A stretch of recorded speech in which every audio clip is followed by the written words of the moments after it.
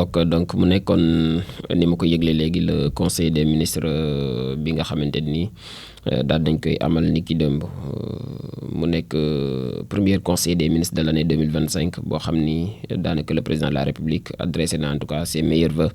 ci ubbite gi au ministre ak membre du conseil ak ñëpp ñi nga xamante ni ñoom ñooy les forces vives de la nation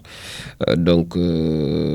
ginnaaw si loolu ñu waxtaanee lu bëree bëri bokk na ci DPG bi nga xamante ni weesu na moom le chef de l'État félicité ci kii di le premier ministre Ousmane Sonko ci liggéey bu am solo bi mu def ak nag le gouvernement bi nga xamante ni aussi def nañ ci donc jéego maanaam la Sénégal doon xaar wala ñu la observateurs yu bari doon xaar muy déclaration de politique générale bi ak surtout l'adoption dans des conditions exceptionnelles ñëwaat ci la loi de finances rectificative bu atum 2024 ak bu projet de loi de finances pour l'année 2025 boo xam ni dinañ garantir la continuité de l'État. Moussa Kouattoti ci premier ministre mu daal di présenter en relation donc avec les ministres ak secrétaire d'État plan d'action bu gouvernement pour l'année 2025 boo xam dafay intégrer aussi agenda législatif ak réglementaire ba noppi di veiller au fonctionnement adéquat aussi bu système éducatif bi ak yu université yi surtout nag établissement d'enseignement supérieur moom le président de la République ci biir donc communiqué bu conseil des ministres boobu lee daal dinay sàkkuwaat itam ci premier ministre mu accordé ab daal maanaam mu jox priorité bu baax a baax di priorité spéciale ci secteur sanitaire bi muy wàllum paj gi ak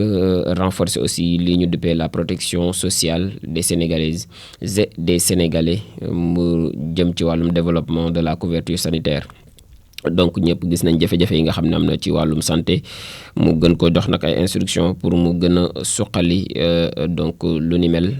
rawatina li ñu duppee la couverture sanitaire universelle ñëpp mën a jot ci paj gu yaxan waaye jot ci paj gu sell ñëwaat ci restructuration aussi di tëggaat gi nga xamante ni daal nañ koy bëgg ci programme de filets sociaux yi ak fonds de solidarité nationale bi nga xam ni dafay dugg aussi autour de l'actualisation bu registre national unique bi di RNU. Donc moom ci conseil des ministres ba léegi itam ñu valider avant la fin du premier trimestre 2025 RNU boobule ci donc dynamique bi lu muy invité le gouvernement ñu daal di toogaat ngir gën a indiwaat ak dal muy stabilité sociale ci secteur yëpp nag donc ci secteur yëpp nga xam ni daanaka balaa ñuy dugg ci élection législative yi secteur bu nekk daanaka ñu ngi doon yëngu-yëngal wala di yëglu sax ngir laaj yenn ci ay revendications yoo xam ni en tout cas booy na ci nopp sénégalais yi donc le chef de l'État ne nañu fexe ba secteur yooyu lépp daal di ànd ak dal ci sujet boobu nag muy indiquer la nécessité de la conclusion avant la prochaine fête du travail benn pacte social boo xamante ni donc dinañ ko seq ak les centrales syndicales ak les organisations d'employeurs daal di nay exhorter itam ci conseil des ministres moom le chef de l'État ci jëmale ko ci gouvernement bi ñu daal di wéyal seen effort yi ñu am ci wàllum assainissement des finances publiques maanaam gën a sellal nag wàllum fi nga xamante ni fam la koppari réew mi nekk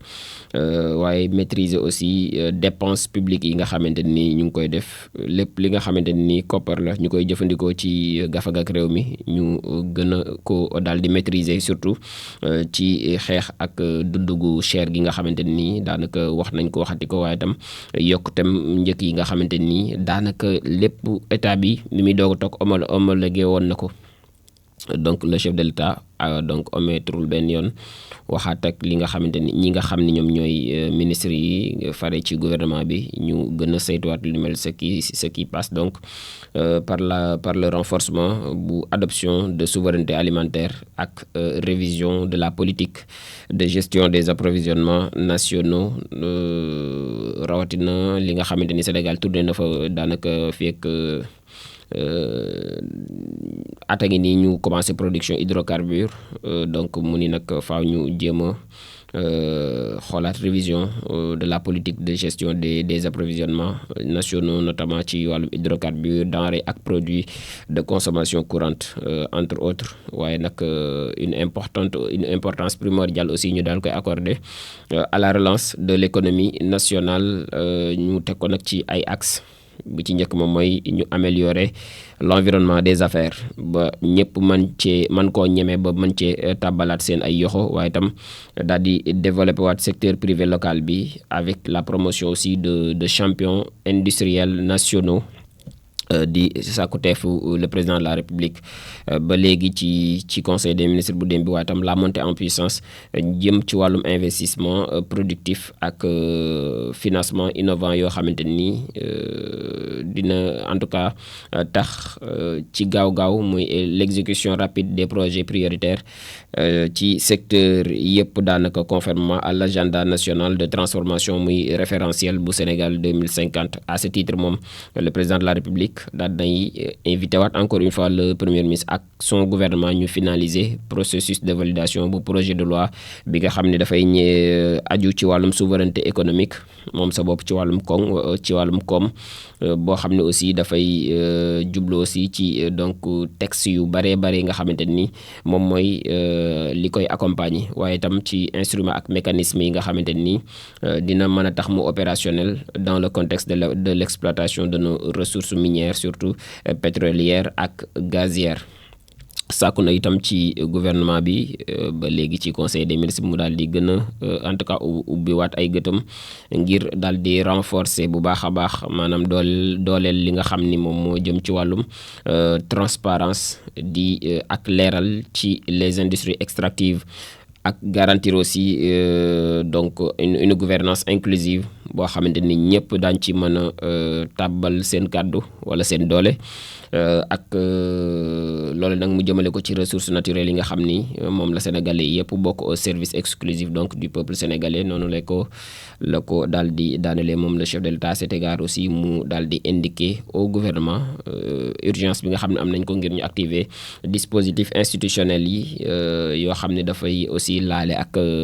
finance relatif au fonds de stabilisation ak fonds donc intergénérationnel bi nga xam ni mettre nañ ko en place par la loi donc numéro 2022-09 du 19 avril 2022 relative donc à la répartition et à l'encadrement de la gestion des recettes issues de l'exploitation des hydrocarbures. loolee waxoon nañ ci suma juuma le 31 décembre bi ñu weesu ci rétrospective bi ñu am muy ay fonds yu am solo les fonds donc intergénérationnel bi nga xam ni moom la loi donc 2022 du 19 avril 2022 bi daal di taxawal. Il a en outre aussi de instruire kii di premier ministre mu daal di préparer en relation avec le ministre de l'énergie, du pétrole et des mines ak le ministre donc de l'économie, du plan et de la coopération. bokk na itam ci le ministre donc des finances et du budget ak le secrétariat du COS Petrogaz ñu daal di tenir donc de la prochaine session ci taxawalu ko session bu ñu jëm ci donc comité googule dans sa nouvelle composition d'ici fin avril 2025. donc mu nekk le communiqué du conseil des ministres bu jeudi bi moom le président de la République aussi daal dinay woowaat à la mise en place aussi effective ab cadre boo xam ni cadre innovant de suivi évaluation lay daal di doon de la mise en œuvre muy tëgginuk vision Sénégal 2050 avec des déclinaisons sectorielles ak et temporelles donc afin d'asseoir une gouvernance de réalisation et de résultats, évoquant aussi l'organisation ak la préparation des Jeux olympiques de bërki démb wala démb sax dégg nañ kàddu yu Barthélémy Dias ci lu nu mel muy ñaawlu lool organisation yi. moom le président de la République gisee na ko ci beneen angle, mu ngi souligner en tout cas que JOJ yu 2026 yi dina en tout cas constitué au regard donc de ses dimensions sportives, économiques, infrastructurelles, culturelles ak logistique dina nekk ab défi bu mag a mag ngir Sénégal dans toutes donc ses composantes mu li koy justifier nag wala bokk dafay justifier l'impératif donc ñu daal di classer événement boobule parmi les actions prioritaires bu gouvernement bu Sénégal ci atum 2025 daal dinay sàkku itam au premier ministre mu daal di assurer désormais supervision permanente avec le ministre chargé des sports de toutes les activités mu jëm ci wàllum projet de ak financement relatif au JOJ 2026 loolee bokk na ci li Barthélémy Dias doon ŋàññi démb waaye it mu insisté waat moom le chef de l'État sur la nécessité ñu daal di veiller waat bu baax a baax ci réception ak date de toutes les infrastructures yi nga xam ni laale na ak doxalinu JOJ yooyee ci anam yi mu gën a baaxee pour la première fois ci Afrique les donc Jeux olympiques de la jeunesse, des Jeux qui rassemblent les jeunesses du monde entier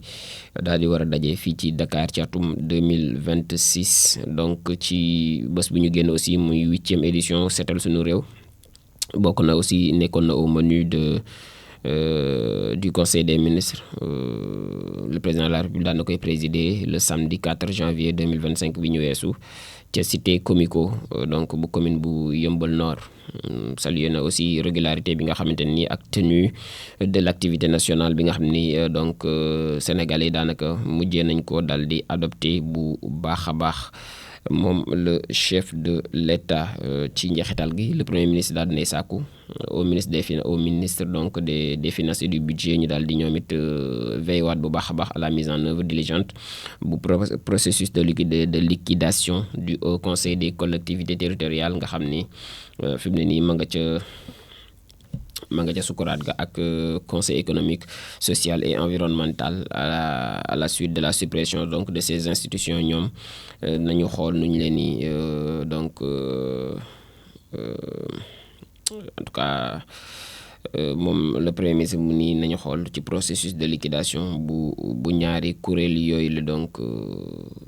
mu nekkoon entre autres ginnaaw donc texte législatif yi ak la ca aju mooy seen protocole googu rek daanaka mu nekkoon les informations yi nga xamante ni tukkee na ci conseil des ministres bu démb bi donte am na ay nomination au titre de mesure individuelle muy ay décisions yoo xam ne le président de la République daal na koy jël donc mu nekk ay nomination yu bëree bëri donc am na démb ci li nga xamante ni moom moo di conseil des ministres googule mais foofu la ñuy taxawee ndi donc ginnaaw parcours nañ ci lu bëree bëri daal di def une courte pause commerciale et musicale doog a ñëw ci li gën a fës ci yéen kaay